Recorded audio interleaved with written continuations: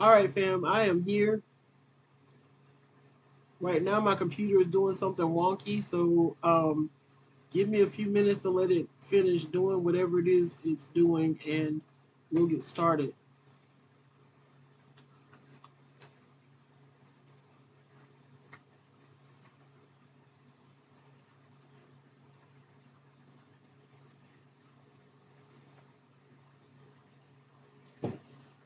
All right, so we've got to do, let me do this first. Let's see if I can get it to act right. It's always something whenever I get ready to go live. First, my mouse was acting a real fool, and I have no idea why.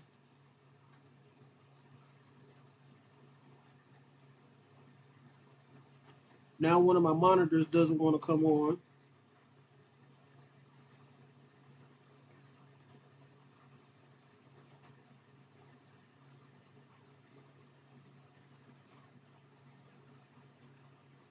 But it's all good.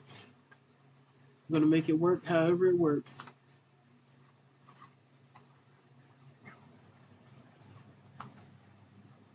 So, before I get started, let me go ahead and get the disclaimer and trigger warnings up.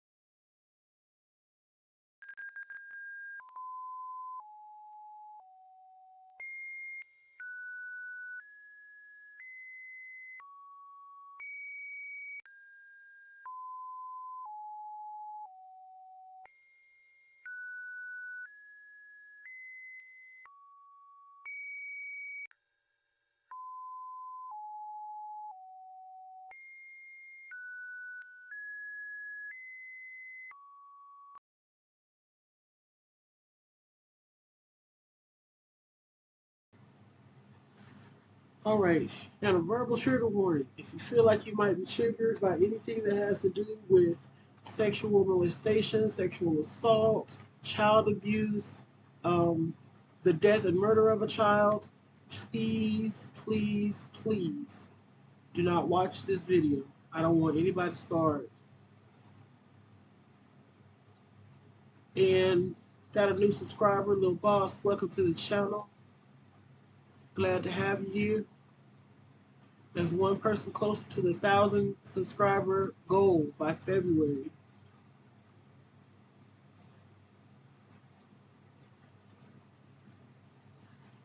So let's start with this first article. First, let me give a little background. Madeline Soto was a 13-year-old girl who had been being sexually assaulted by her mother's boyfriend from at least the age of 8 and possibly from the age of 6. Um, she celebrated her birthday. Well, she turned 13 on February 22nd of this year. She had her birthday celebration at her grandparents' house on February 25th of this year. Sometime during the late night hours of February the 25th and the early morning hours of February the 26th, she was murdered by her mother's boyfriend, Stephen Stearns, allegedly. Stephen Stearns is now in jail with a capital murder charge. He is also facing capital sexual assault charges as well as charges for um, possessing images and videos of him sexually assaulting Madeline. Na'Ziyah Harris was also a 13-year-old girl who had been sexually assaulted by her aunt's boyfriend for years. Specific reports were made about this man to CPS and police, and nothing was ever done. On January the 9th, oh, and he also impregnated her. On January the 9th, Na'Ziyah messaged her perpetrator and made arrangements to see him after school. It is known for a fact that they did meet after school, and that is the last time that anyone saw her alive, is when she got off the school bus. She has been radio silent on all her social media accounts. She missed her birthday. She hasn't contacted any friends or family, and so law enforcement presumes her to be deceased, murdered at the hands of this man here. And he is currently in jail for sexual assault and murder of Na'Ziyah Harris. So first, let's go to Na'Ziyah's case, and we'll go to her case first because she disappeared first. She disappeared January the 9th. However, okay, take this off of there. However, her case didn't get much attention outside of her local area. Um, as I said, she made arrangements to meet him after school on January the 9th, which she did indeed. So let's get into the article. It says, man kills girlfriend's niece, 13, after her getting pregnant as chilling selfie emerges. A Michigan man stands accused of the murder of a 13-year-old girl who disappeared after becoming pregnant, according to police reports. Na'Ziyah Harris mysteriously disappeared after alighting from her school bus in January. Despite her body remaining undiscovered, prosecutor Kim Worthy asserts there is overwhelming evidence that she is no longer alive. Okay, that has nothing to do with the story, so I'm going to skip past that piece. Jarvis Butts, 41, is the prime suspect in the investigation, with authorities believing he murdered the young girl because she was carrying his child. Worthy characterizes alleged actions were beyond predatory, adding they were vulturous. He groomed and preyed upon Na'Ziyah with expertise. Butts, facing charges of murder among other crimes, has been behind bars since April, unable to post a $250,000 bond in a separate case. For months, police have pursued leads about Na'Ziyah, even searching a Detroit river and a suburban pond. A piece of her clothing was discovered, suggesting a possible struggle. Na'Ziyah had connections to Butts as he fathered children with her aunt. Worthy disclosed that he had been sending sexually explicit messages to the girl in 2022. In September 2023, Butts alleged that she hadn't had her I think they meant Harris. In September 2023, Harris alleged that she hadn't experienced her menstrual cycle, and in November 2023, I didn't understand that. In November 2023, the evidence indicates that Butts is aware of her pregnancy, according to police reports. His phone records reveal his online searches about abortions, abortion pills, and consuming red antifreeze. On January 9th, the day she disappeared, Na'Ziyah sent a message to Butts from her tablet, arranging to meet him after school, Worthy reported. The prosecutor spoke to journalists before a cheerful selfie taken by Na'Ziyah at school on the same day. That will forever be haunting, Worthy expressed, because it was captured just a brief moment before the evidence suggests she vanished without a trace. Little did she know that she was essentially bidding farewell. And that's this picture here. She looks so happy considering everything that she was going through at the time.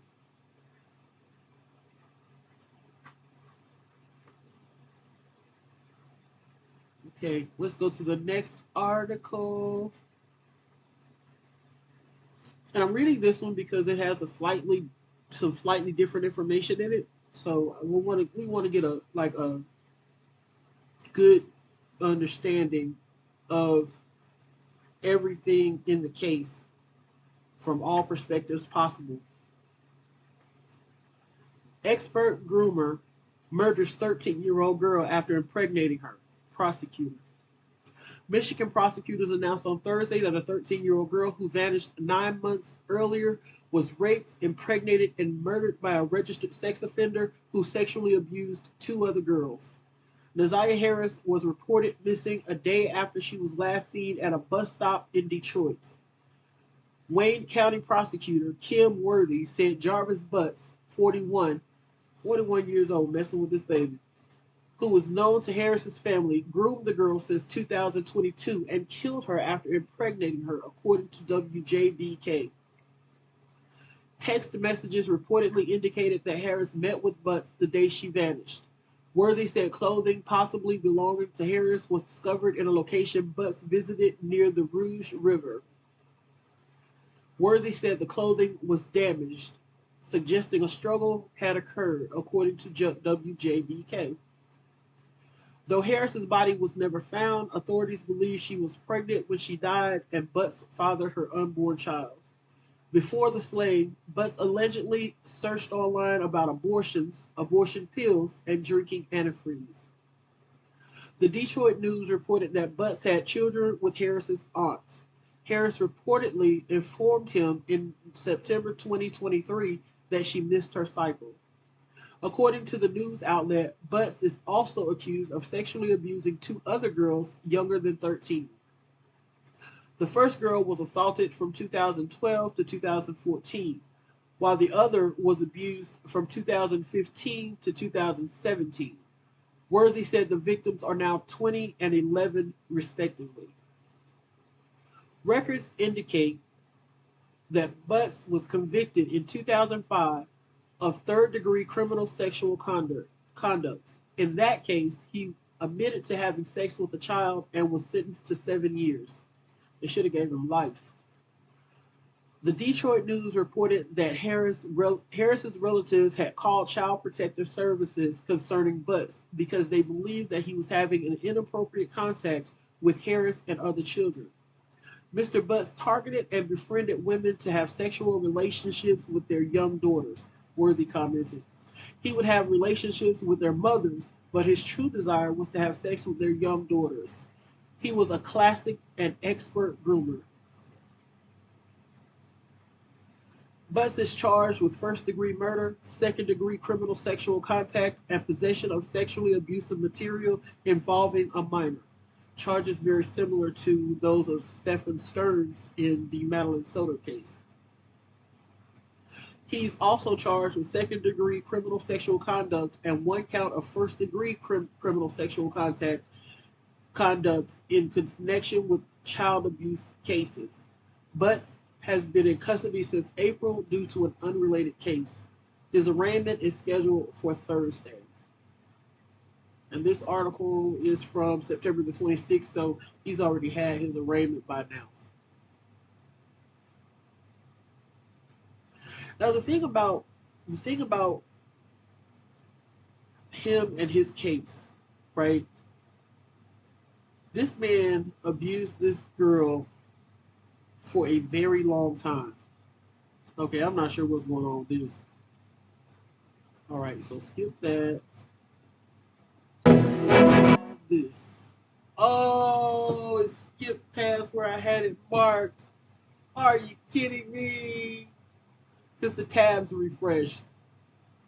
Okay, not a problem. We'll deal with that when the time comes. I still kind of remember the mark. But just like in Madeline Soto's case, this had been going on for years. The only difference is in Na'Ziyah's case, people actually actively took steps and took measures to try to protect her from her abuser. Whereas in Madeline's case, no one tried to protect her. This girl was just, it was open season on Madeline Soto when it came to Stephen Stearns.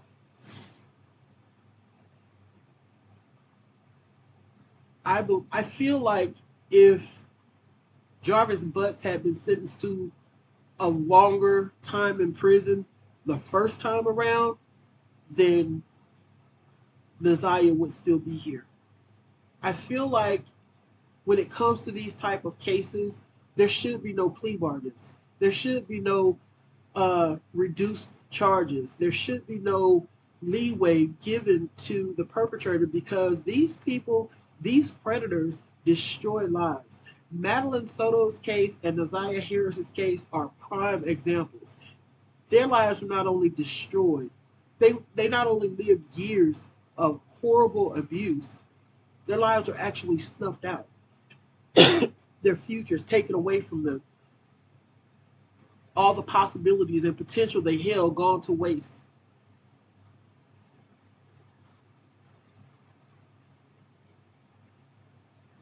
Both these cases touch pretty close to home for me, and I'll be covering them in depth from now on because the question is why. And it's a question that'll never be answered because these predators and perpetrators will never tell the truth. They'll always make it seem like, they were justified or they were right or they didn't feel like it was wrong. They didn't know it was wrong. They were in love with the child. And just all kinds of stuff. They'll even make it seem like the child was in love with them and wanted them. I have seen cases where a child as young as 2 years old and the perpetrator ascribed seduction to the child, saying that the child actually seduced them, flirted with them, you know, um, told them that they wanted to have sex with them. It's just disgusting.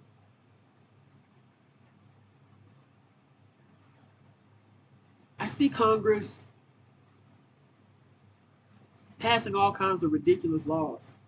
But when is the last time that you've heard of them passing laws to protect children from sexual abuse? Passing laws to give harsher sentences to abusers, to perpetrators who rape and murder these babies. They get they get arrested for these things and then they basically get a slap on the wrist and another chance to do it. And in this case, this man went to the extreme. Both in these two cases, these men went to the extreme of murdering the child.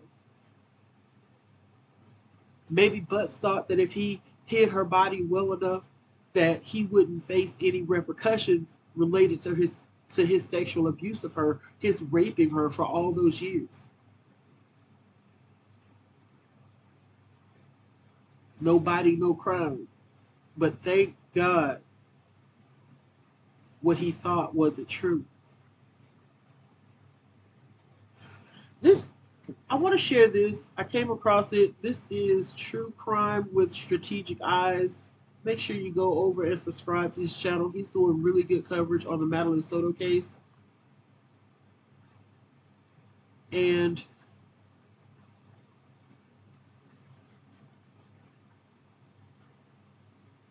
he shared a poem that one of his subscribers' 11-year-old daughter wrote for Na'Ziyah Harris. So let me try to get to the right timestamp.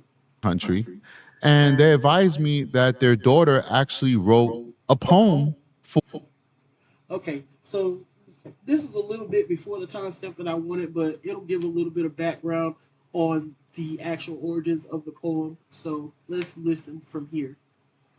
For Na'Ziyah Harris. So I want to go back to the Na'Ziyah Harris show. And guys, I'm looking forward to covering this show more. I've actually personally put in my own FOIL requests, Freedom of Information Act requests, and I'm waiting for Detroit to respond back. They've already sent me an email acknowledging receipt of it and telling me there's going to be a little bit delay in them actually going through my requests, etc. And I get it. Probably a lot of people's doing the same thing that I'm doing. But we will be covering this more. But for this particular story, I'm trying to go a different avenue and actually try and procure this evidence, this FOIA material myself. So I can actually say, hey, Strategic has gotten this information itself. That being said, I want to go ahead and read a poem for you guys. I'm also playing in the background, as you guys can see, pictures that were altered or enhanced by the research crew for you guys to see the many different faces of Na'Ziyah Harris, her growing up, her turning into the young woman that she was, and unfortunately a woman that she will never have the opportunity to be because of her uncle's actions. I'm going to take the time to read this poem that was written by an 11-year-old girl from very, very, very far away. I don't want to say what country. I don't want to give away members of our Strategic Eyes research crew. They're anonymous. They're just for me to know. But this little girl is from the other side of the world, and she thought about Na'Ziyah. Na'Ziyah was on her mind, and she decided to write this to Na'Ziyah and her surviving family. Let's read it together. It's called A Prayer for Na'Ziyah by an 11-year-old girl, and I think that my member didn't mind if we said her daughter's name. Nah, we're not even going to do that. A prayer for Na'Ziyah. Dear God, you know our hearts hurt for Na'Ziyah, for her family, for her friends, and for her community, who all hurt more than any of us will ever know. We pray you'll help us feel the assurance that your plan for Na'Ziyah and for us all is not only good, but sure to see us prosper without harm. Only you can turn the worst and saddest situation into something good, and we look to you and pray that Na'Ziyah will be returned home soon. Lord, I commit to you the needs and the hurts of everyone hearing this right now. Let it be our opportunity to pray for Na'Ziyah. We trust in you. In this, our darkest hour, and we hold on to hope we will soon see you change a difficult time into an opportunity for you to turn up big, Na'Ziyah. We thank you, Lord, that your love for us is everlasting and that your mercies are new every day. For Na'Ziyah we pray, Lord, hear our prayer. In Jesus' name, amen.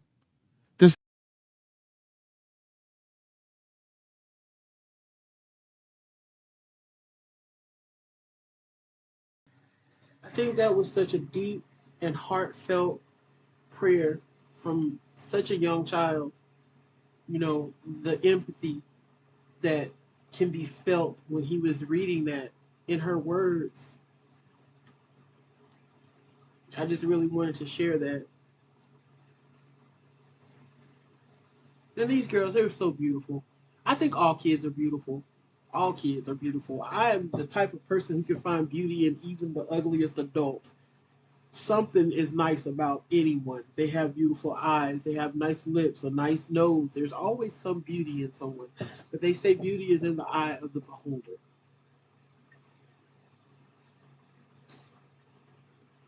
So moving on, because I'm not going to be here that long tonight. It's kind of late and I'm kind of tired, but I didn't want to forego uh, sharing these two stories and just bringing awareness, especially to Na'Ziyah's case, since it hasn't gotten as much attention.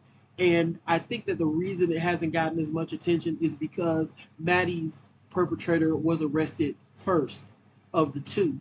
And Maddie's case has been so full of salacious and crazy details that it's just constantly in the news, it's constantly in the interwebs, constantly on YouTube being covered because it seems like every day we learn something more horrible than what we learned yesterday about Maddie's case.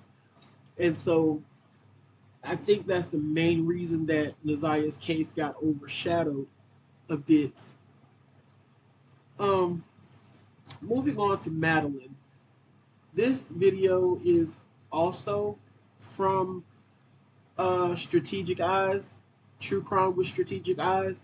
And I am using this one because he is actually currently working in law enforcement and he deals with sexual assault cases, sexual abuse cases, sex crimes.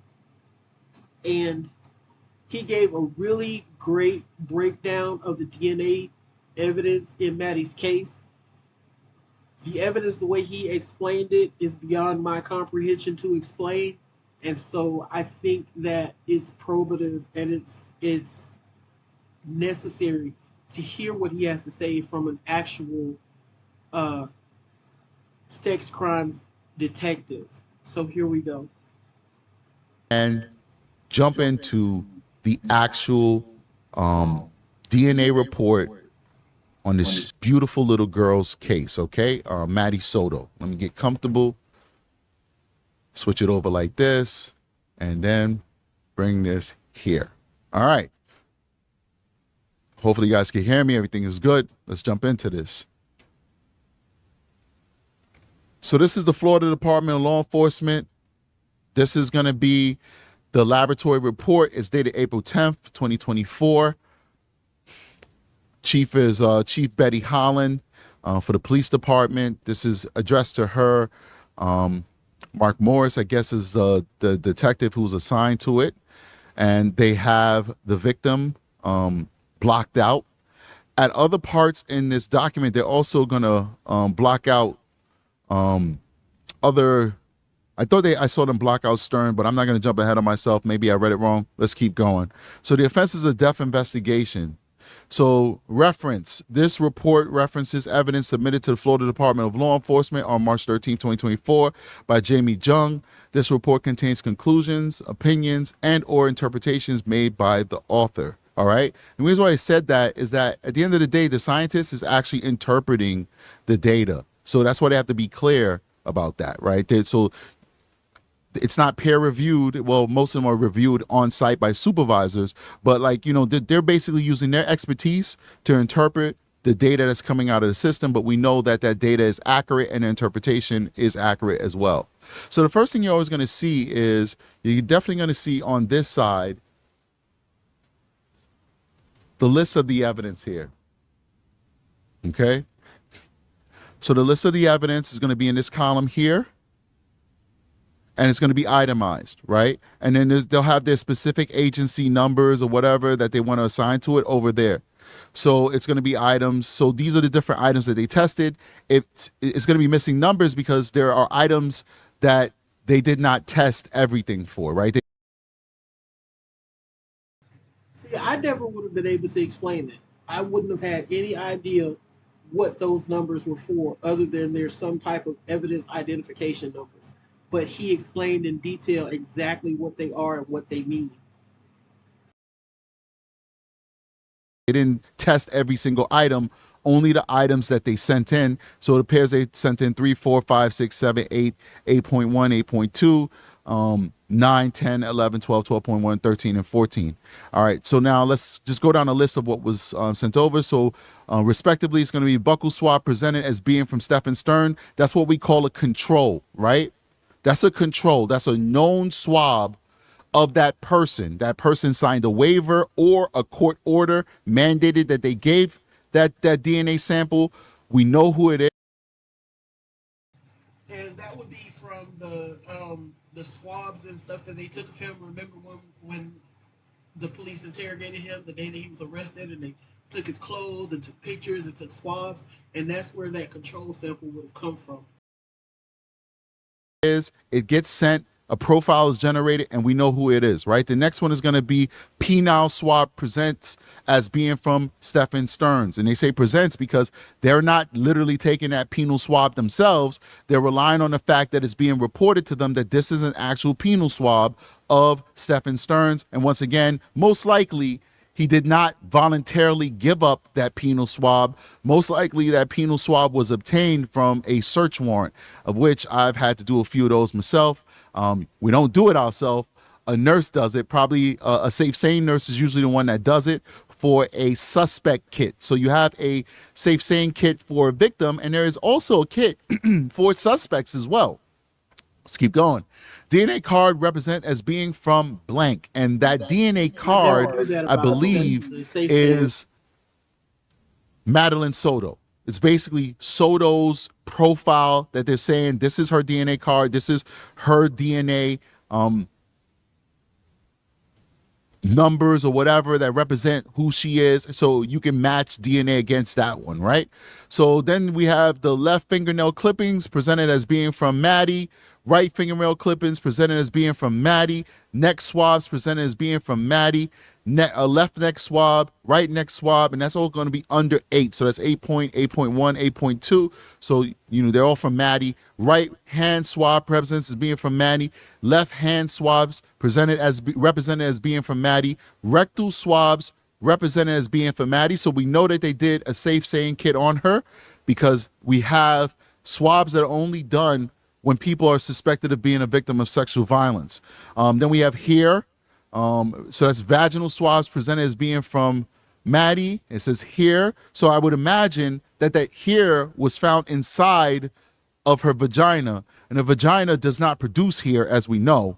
Well, there are times when some vaginas might produce hair, but that's usually with transgendered people, but that's a different story. But because you do have to deal with that as well when you're investigating sex crimes. Sometimes you'll have transgendered victims as well. So you have to know these things. But a normal functioning female vagina does not typically produce hair. So if you find hair in there, it could be the possibility that hair from the victim went in there, however, or a male was having intercourse with them, and there is hair on the outside of penis, this tiny, tiny hairs, or it could also be puberty hair that can get in there, and it could be an example of the fact that somebody had intercourse with this person and hair from that person went inside of their vagina. So that's actually very good evidence. It may not pan out. It may end up being the victim's hair, but there's a good possibility it could be the perpetrator's hair. Then breast swabs presented as being from Maddie Soto, and oral swabs presented as being from Maddie Soto. Those are all additional tests that are done, samples that are taken when you're doing a safe sane kit, right? So let's go to the results. So item number 3 is a buccal swab and presents as being from Stephen Stearns. So item number 5, a DNA card presented as being from Madeline Soto. Complete DNA profiles were obtained from items 3 and 5. So they did DNA on both of these items, and they could confirm that Stephen Stearns is item number 3 and Madeline Soto is item number 5. And this is important to know because they're going to reference back to those items when they're trying to determine whose DNA belongs to who and what DNA is found present inside of different places on the different swabs that were taken from the victim. Item number 4, penal swab presents as being from Stephen Stearns. So I'm going to go ahead and put a star next to this one and this one and this one right here. All right. Stephen, item number 3 is expected to be a donor to item number 4.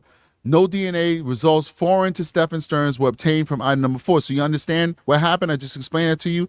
Here we go again. So item number 3, we know that to be Stephen Stearns, right? They're saying that these two, item number 3 is expected to be a donor to item number 4.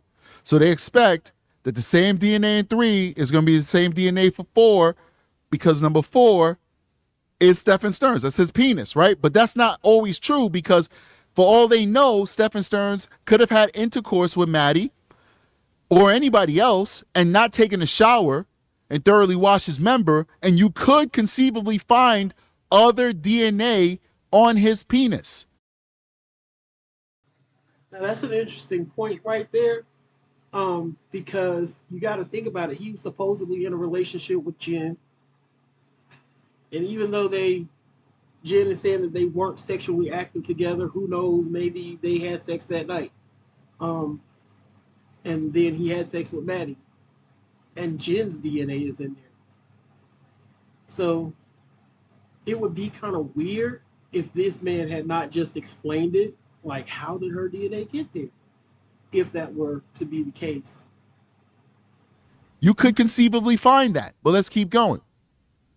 Item number 6, left fingernail clippings represented as being from Madeline Soto. Using a color change test, item 6 failed to give chemical indications for the presence of blood. So what they did was they used a special chemical that reflects a certain wavelength of light if it's blood present. So they did that test on there and they could not find blood.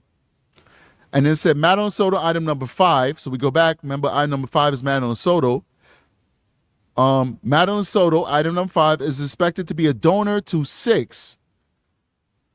And no DNA results foreign to Madeline Soto were obtained from item number 6, right? So they did not find any DNA from anybody else under her left fingernail clippings presented from Madeline Soto. Let's go to number 7. Right fingernail clippings. Let's see if they found anything there. So they did another color change test on that because remember, that's her fingernails. People scratch. There would be blood. So they want to see if there's any blood under her fingernails. They did not find any blood. Item number 7, using color change test, item 7 gave chemical. Oh, so my apology. I jumped ahead because I was reading. I got mixed up with number 6. Slow it down because I want to make sure you guys have all the facts, right? So item number 7 did give off the chemical indication of blood. So number 6 was her left fingernail, no blood, no foreign DNA under it. But number 7 did have blood under her fingernail. And let's see if it has anything else. Madeline Soto, number 5, is expected to be a donor for number 7. No DNA results foreign to Madeline Soto were obtained from item number 7. So they found the presence of blood under her right fingernail clippings, but they did not find foreign DNA. That blood could possibly have been her own blood.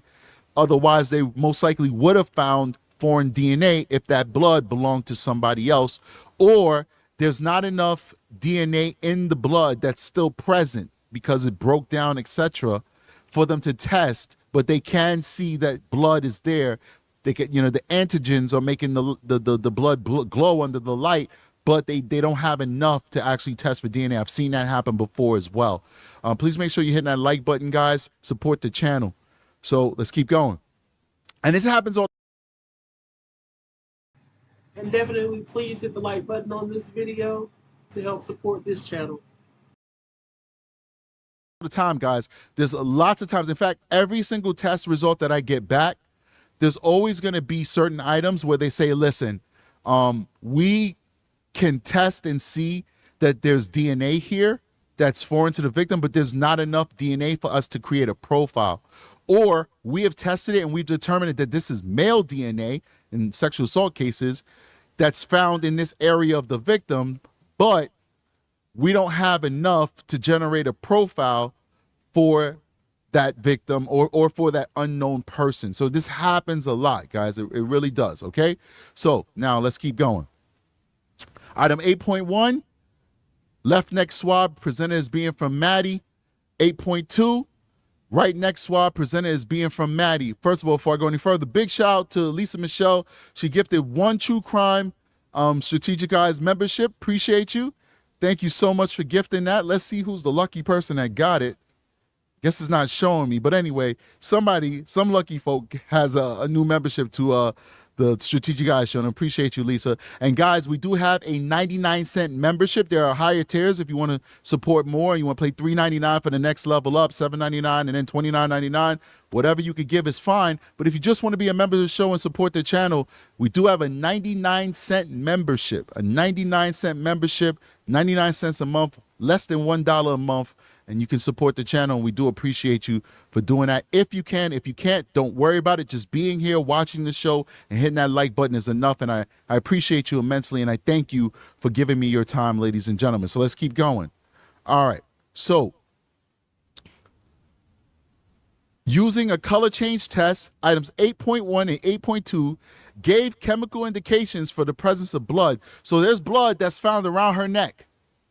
There is blood that's found around her neck, ladies and gentlemen. And hold on one second before you go any further. I just want to pull up, just on the back end, I want to pull up something on the screen over here. And it's going to take my attention away for 2 seconds so that I can better manage the show. So I apologize for that. But it's a one-man show, guys. I don't have a staff here. I don't have a. All right, so I paused that. Good, and I now see the screen that I just pulled up will allow me to see when you guys comment and send super chats and become members. It's just a better way of managing the channel. Awesome. All right, back to work. All right, let's get back into this. All right, so they found blood around her neck. They found blood around her neck. Let me see if I can get my face in here too. All right, I'm up there. I'm in the corner. They found blood around her neck. All right, so let's see some further testing. Item number 9, right hand swabs present as being from Maddie Soto. Using a color change test, item number 9 gave chemical indications for the presence of blood. So this is a bloody scene, ladies and gentlemen. This is a bloody scene. We have a new member, Jen Absolute. Appreciate you for joining the channel, Jen. This is a bloody scene, ladies. I think it's interesting that this report is showing that it was indeed a bloody scene, because what we've learned from the various reports is that Madeline was strangled to death. And in my mind, I did not picture blood.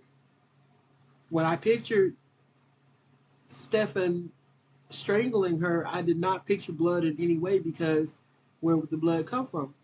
So, and as he's going to go on to say, the presence of this blood in so many places shows that Maddie really fought for her life. She fought back. She didn't just roll over and die. She actually fought back for her life.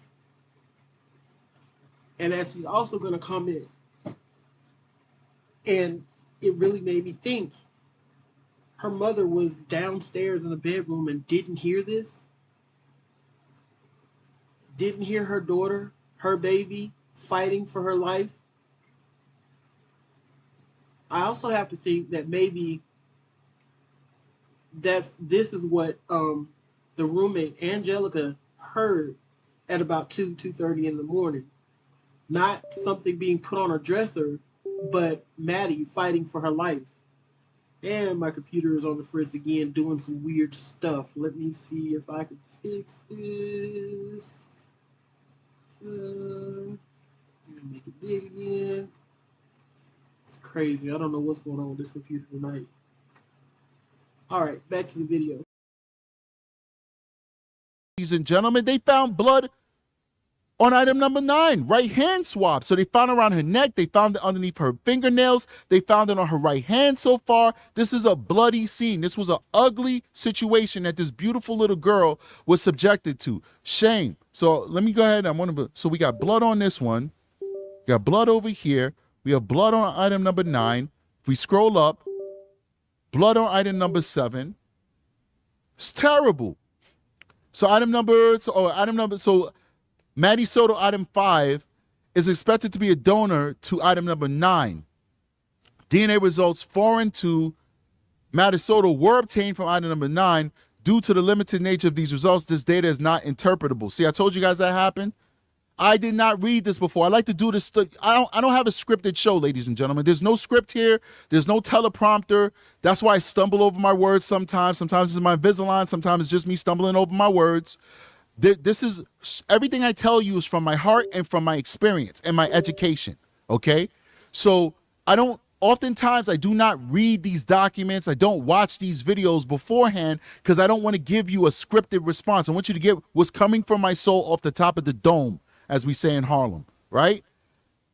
I just told you that sometimes you get results that cannot be tested further to develop a profile. And what did we see? Item number 9 clearly says, due to the limited nature of these results, this data is not interpretable, but what they can tell you is that DNA did not belong to Madeline Soto. So it's possible they could not use this in court and say it definitively, but it's possible that this foreign DNA belongs to Stephen Stearns. But let's keep going. But you clearly see she's bloody. There's blood being taken away from all parts of her body to be tested. This girl definitely put up a fight, and this girl was subjected to an enormous amount of violence. So anybody who thinks that this was like some soft, kill you in your sleep type bullshit, no, this girl was literally fought for her life. And then that brings us back to the whole Jen Soto stuff. How is your daughter fighting for her life? Fighting for her life in the room upstairs, and you're still asleep. Depending on what she said, she's on Geodon, and I still feel like Stephen Stearns coached her to get that particular medication from her psych doctors, because Geodon will knock you on your ass. Excuse my language. You won't know what's going on. Geodon, Seroquel, those are some very, very powerful sedative medications, psych medications. And so if that's what she was on and that's what she took that night, he could have murdered Maddie in the bed next to her, and she probably would not have heard a thing.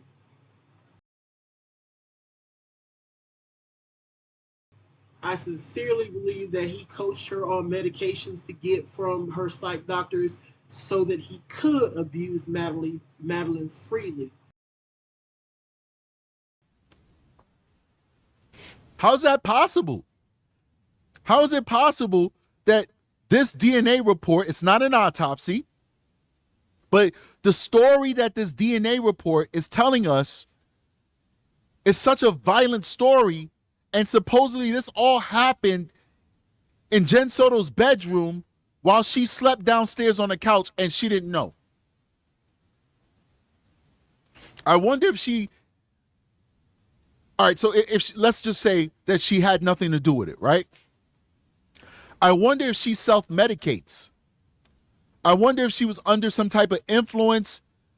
We know that they're popping pills, and there's a possibility people are throwing this theory out. I'm starting to believe this theory until I know otherwise, that they were kind of playing up this whole ADHD thing so that they could get free medication and use Maddie's medication, because Maddie stopped using her medication, as we all know, and her life got significantly better. Her life got significantly better when she stopped using her medication. She wasn't sleeping in class no more. She was getting better grades. She wasn't as mean to her classmates. She was making friends. She was pursuing a little boy that she liked. She started acting like a regular teenager once Stephen Stearns left the house and she stopped taking her medication for ADHD and the other issues that she had, or the mother said she had. So I'm wondering if mommy was medicated on something, self-medicating herself to some degree, where she couldn't even wake up to hear that her daughter's fighting for her life. Literally fighting for her life upstairs with Stephen Stearns. But let's keep going. Let's see what else the story has to tell us. So item number 10, left hand swabs represents as being from Madeline Soto. Using a color change test, item 10 gave chemical indications for the presence of blood. So more blood.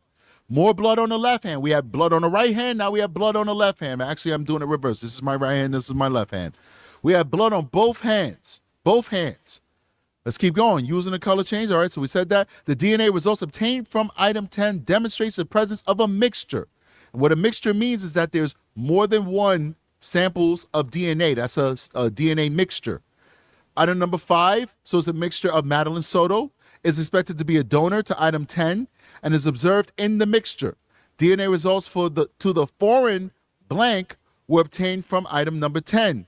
Due to the limited nature of these results, this data is not interpretable. So once again, not enough DNA for them to interpret a second profile. They were able to get the main profile, which is the main contributor is going to be Maddie because it's her body, but they were not able to get the secondary contributor in that mixture, which is the unknown person, but foreign DNA was found in that area. Let's keep going. Now we're going to get to the sex stuff. So now, this is going to be the rectal swab. It says the rectal swab is presented as being from Madeline Soto. So for anybody who's just popping in, Blank means Maddie. All right? Blank means Maddie. Whenever it's Stephen Stearns, they clearly state that it's Stephen Stearns. All right? So, using color change test, item 11 gave chemical indications for the presence of blood. That's bad news, because you only have blood in your rectum if you're either sick and you have some type of disease that's causing rectal bleeding, or anal penetration. It's the only way. It's the only way. It's the only way. Let's keep going. Possible hairs were observed on item number 11, but were not removed or examined. They don't always examine everything. Things that they can examine, they'll put to the side because there's limited resources, limited time. So if the investigators or the DA wants additional testing, they're able to get that additional testing. So don't worry about the fact that they did not test that hair. That hair has been preserved. They can test it in the future if they choose to, okay? All right. Maddie Soto, item 5, is expected to be a donor to item number 11. No DNA results foreign to her were obtained from item 11. Now, when we're talking about pedos, right? I know you guys can barely understand my handwriting. When we're talking about pedos, penetration does not always have to be penis. Let me say that again. Penetration for pedos does not always have to be penis to vagina, penis to mouth, penis to anus. Pedos oftentimes get gratification from using objects to penetrate their victims. That's why castration is more of a punishment than a solution for some of the worst rapists, because they don't care about using their body to penetrate the person. They'll get the same gratification from using their hands, using a dildo, using a bottle, using a brush, using whatever the hell, using a gun, using a fork. These people are sick. They're sick individuals. So don't think that just because they didn't get DNA from her rectum, that Stephen Stearns did not do something to her rectum. Don't think for a second that he did not. They may not have DNA from the rectal swab because Stephen Stearns may have used an object to penetrate her and not his penis or his hands. It's gritty, it's ugly. I'm sorry to say it, but it's Yeah, that is definitely a gritty, ugly, just heartbreaking thought. After all the other abuse that he's done to this girl, that he could possibly abuse her that way as well. the truth, and you need to know the truth. Let's keep going. Item 12, vaginal swabs presented as being from Madeline Soto. Using a color change test, item 12 gave chemical indications of the presence of blood. Now, it's a vagina, so if you're having your menstrual, there could be blood there. There can also be blood if you had intercourse. A woman is going to have vaginal tearing every single time she has sexual intercourse. If she's a grown woman who has sex a lot, especially with the same partner, same size of the partner, those tears might be minuscule and will not present where you can visibly see that the blood is there. But there's going to be tearing every time sexual intercourse happens. But the vagina is tricky as far as determining if she was a victim of sexual abuse or not. That blood could possibly be just the natural blood that she produced from a menstrual or whatever, or it could be due to something nefarious. Further testing is what's going to determine if that's the case. So let's read on and see what that further testing says. So Maddie Soto, item 5, is expected to be a donor to item 12. No DNA results foreign to Madeline Soto were obtained from item 12. Same deal. The tearing could also be because of objects that he placed inside of her vagina, or it could be that he did not sexually abuse her that night. We know for a fact that Stephen Stearns has sexually abused Madeline Soto for a very long time. It is possible he did not sexually abuse her that night, and that could possibly be why he killed her. Maybe she fought him back this night. Maybe she said, no more. It's a good possibility. Now that's what Let's I keep got. going. Maddie said 12.1, hair what? collected from vaginal swabs. A possible hair observed. Item 12 was examined using microscopy. However, this hair was not suitable for the STR DNA analysis and was returned to the original package. So basically, they could not get a DNA profile from that hair. And hair is very difficult to get DNA profile from. Usually, it's easier to get a DNA profile from hair when you have the root, because most of the DNA is in the root, all right? So don't think just because you have a hair that you're going to get DNA. You need a hair with the root to guarantee, or at least be more likely to get a DNA profile. And most likely they didn't have a hair with the root, and that's why they were not able to get a good DNA profile from that. Big shout out to HSIN, HSIN, with the $5 super sticker. Appreciate you. Thank you so much, HSIN, for showing love and supporting the channel. You are amazing, and thank you. You are helping the channel out more than you think. Thank you so much, and I appreciate you. Let's keep going. It says here, another possible hair was observed from item 12, but was not removed or examined. So I guess they left that other hair. I don't know why they would do that, but they did. It is what it is. Let's keep it going. Item 13, breast swabs presented as being from Maddie Soto. Now, this is going to tell us a lot, because girls usually have their shirts on, and girls usually have bras on. So even if you take the shirt off, they'll usually have a bra on. So typically, when somebody has DNA on their breast, somebody else was trying to do something to them. So now let's see if Stephen Stearns tried to do something to this little girl. Once again, hit that like button, please. Support the channel. Hit the like button. All right. Using a color change test, item 13 failed to give chemical indications for the presence of blood, so there's no blood on her breasts.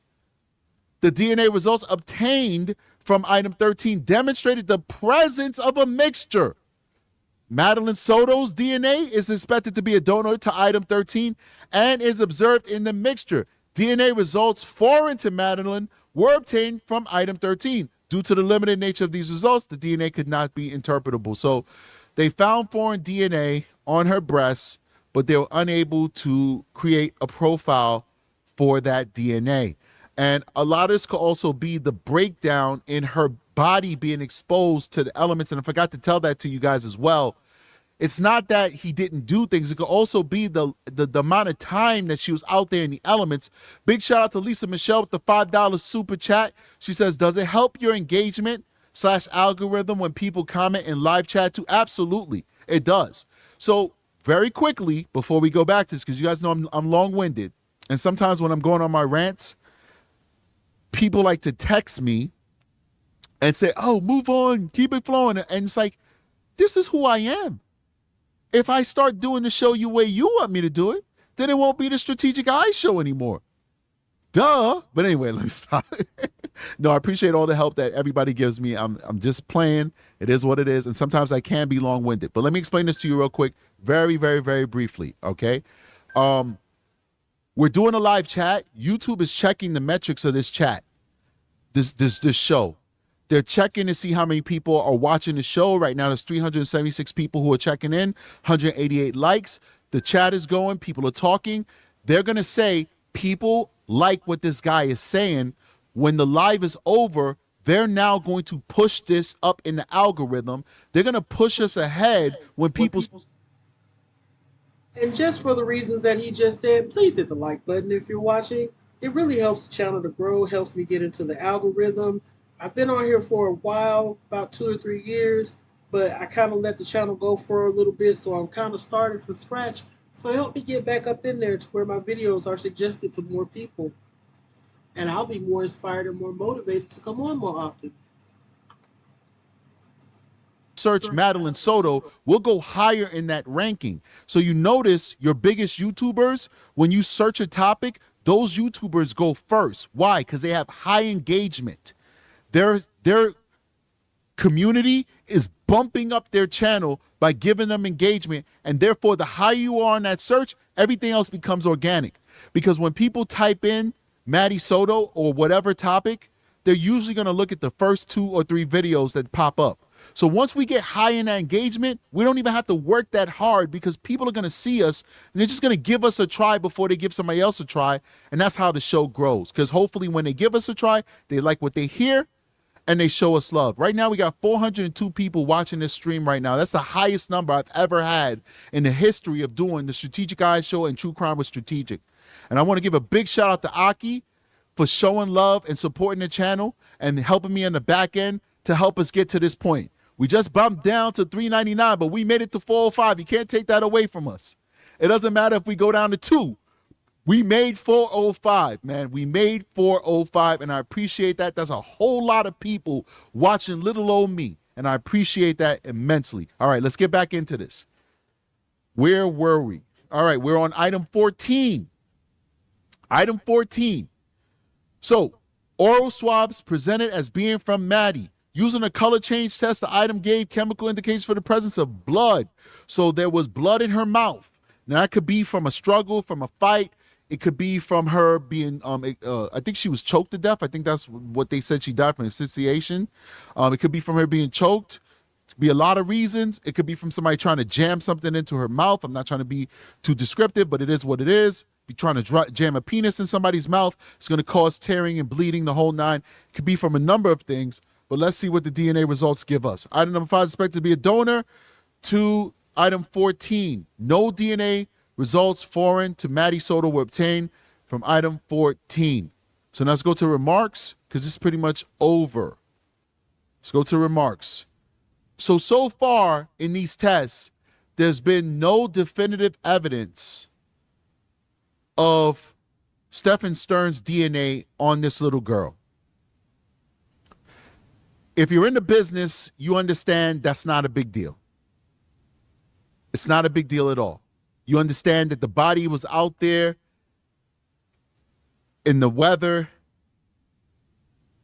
Bacteria immediately starts breaking down DNA.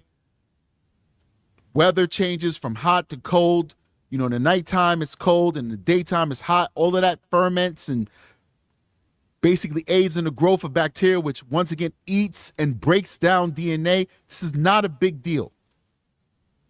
But having not reviewed this document prior to coming here and talking to you guys and breaking it down for you, I expected to find some DNA on this man. I mean, rather on this little girl from this man.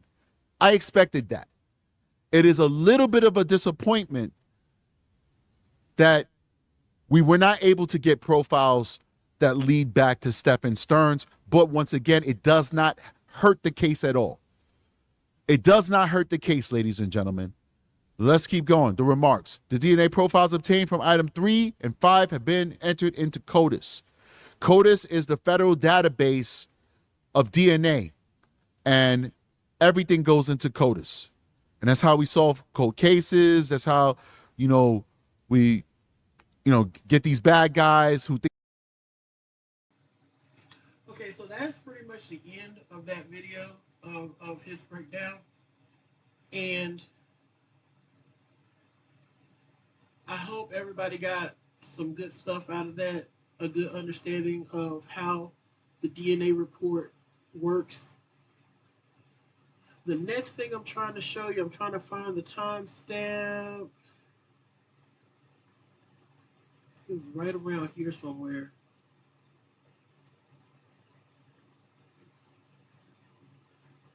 Okay, here we go. Now, one thing that I noticed and I pointed out in Jen Soto's interview when she was sitting on the couch is that in all her talking and all her talking about Maddie, she never once said her name. She never once used any terms of endearment like my baby or, any mother faced with a situation like that, I feel would automatically revert to saying my baby, because regardless of how old or young they are, they're still our babies, especially in the hard times when they're sick, when they're hurt, if they're missing, if they've been killed. You see mothers every day on these different news shows who've lost a child. Child might be 47 years old and they still call them my baby. Jen never referred to Maddie by name and never even called her by a term of endearment. I could get over her not calling her by name if she had just once said, my baby girl. Just once. So that's where this little piece that I'm going to play for you now comes in. This is a psychological expert who's talking about the bond between Maddie and Jen. Let me get back to it.